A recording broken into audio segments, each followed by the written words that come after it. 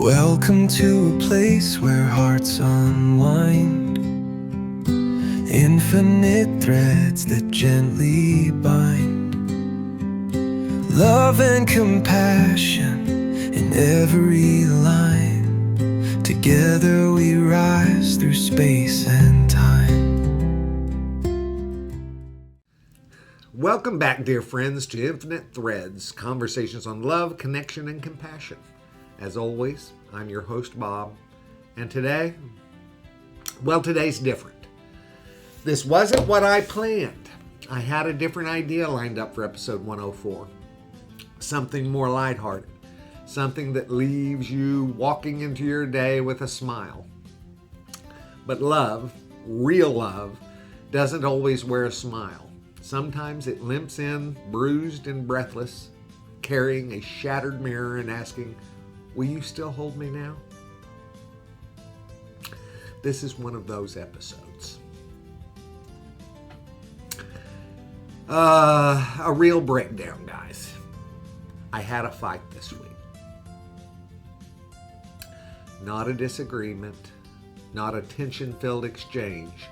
A full-blown, red-faced, weeping, yelling, soul-tearing fight with someone I've known most of my life. A childhood friend who also happens to be a coworker. We had a falling out a few years back and only recently began thawing the ice between us. I thought we were on the way to healing. I thought the thread was holding. And then, snap! He thought I had deliberately locked him out of work. I hadn't. I had made a mistake. When programming the security doors, instead of 7 p.m., I set them to lock at 5 p.m. Human error, but in his eyes it was targeted punishment, betrayal. He came at me hard, hurt, angry, accusatory, and I didn't respond with grace. I wish I had. I wish I could tell you I was calm, centered, loving, but I wasn't. I snapped too, hard. I threw back every ounce of energy he gave me, every hurt, every insult, every wounded feeling I'd buried over the years. It was not pretty. I cursed, I shouted, I sobbed. We both did. It wasn't pretty, it wasn't holy, and it was human. It was the rupture beneath the surface. I've said before that trauma lives in the thread of connection, quietly tightening until something small snaps it wide open. And that's exactly what happened. This wasn't about a door. It wasn't about access codes. It was about all the unresolved hurt beneath years of silence. The disappointment of friendship that had drifted into shadow. The grief of two boys who had grown up alongside one another but had never really healed alongside each other. We pretend old wounds don't hurt if we just don't talk about them. But silence doesn't equal peace. It just masks the noise until the volume explodes. That's what this moment was. An eruption of everything unsaid. It's what love really looks like.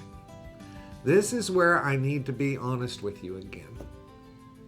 I didn't live up to the ideals that I talk about here. I wasn't the best version of myself.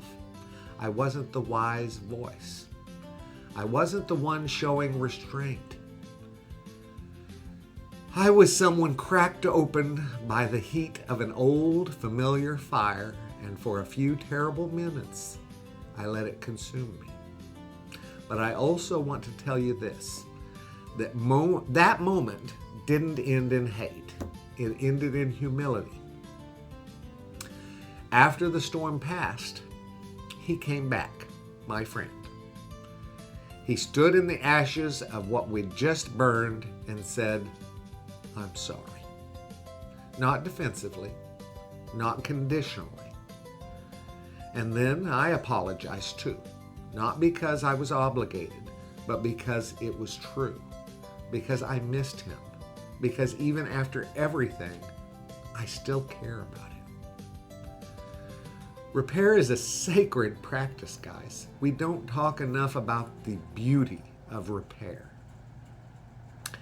In a culture that often cancels or ghosts, we forget that the deepest love isn't found in never messing up.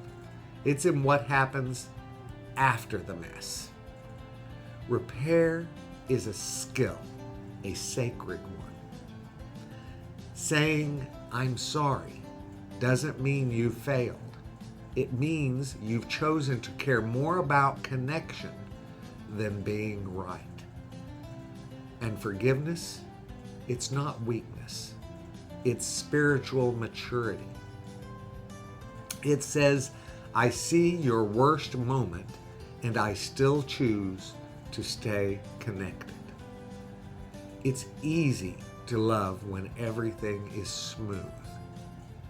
But love tested, love that rebuilds the bridge even after it's been set on fire, that's where the power lies.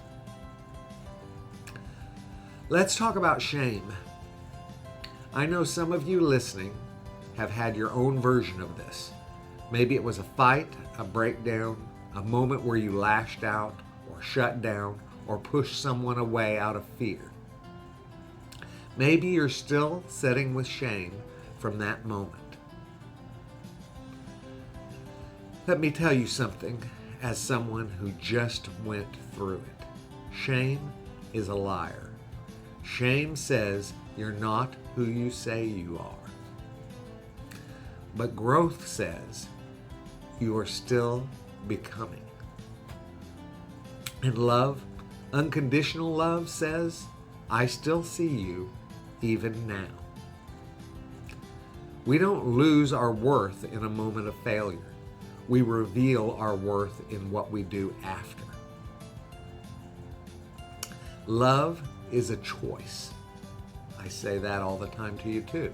Love is a choice that we make every day. There's a reason I talk so much about unconditional love and the healing presence it brings.